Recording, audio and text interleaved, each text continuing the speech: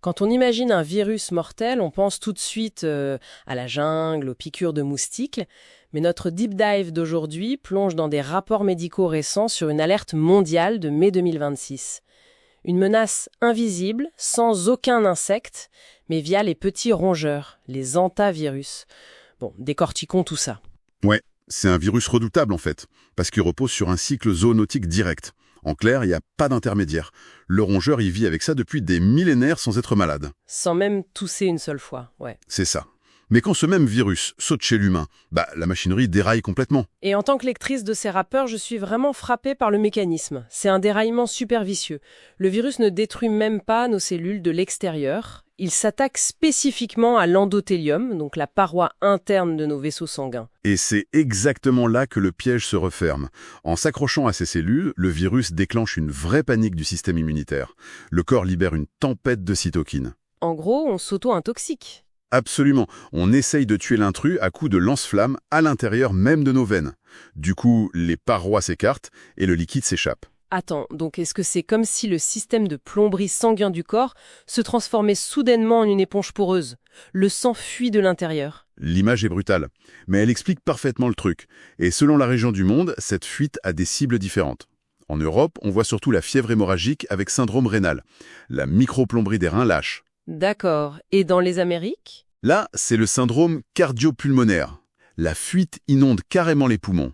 Le patient se noie de l'intérieur avec une létalité effrayante qui peut grimper jusqu'à 50%. 50%. C'est fou. Mais ce que je piche pas, c'est le lien initial. S'il n'y a pas d'insectes pour percer la peau, comment le virus arrive dans notre sang? Par une morsure de rat. Presque jamais, non. Ce qui est fascinant ici, et vraiment angoissant, c'est l'inhalation.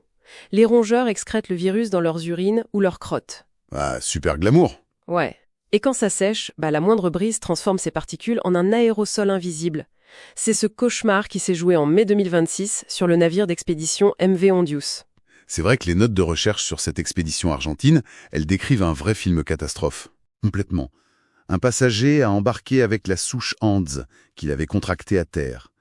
Et dans les couloirs étroits et confinés du navire, le virus a prouvé qu'il pouvait se transmettre d'humain à humain via l'air ambiant. Donc, une simple cabine mal aérée devient un incubateur. Voilà. Le bilan final, ça a été 8 personnes infectées et 3 décès. Donc, un simple coup de balai dans une cabine poussiéreuse crée littéralement un aérosol biologique mortel. Et le pire, c'est que c'est pas juste un danger lointain sur un bateau. Non, pas du tout.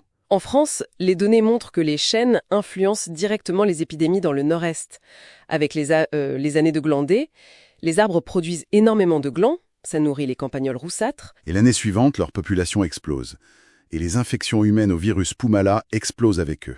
L'écologie dicte l'épidémie. Mais il n'y a pas que la forêt. À Lyon, une analyse a révélé que 14% des rats du parc de la Tête d'Or sont porteurs du virus Séoul.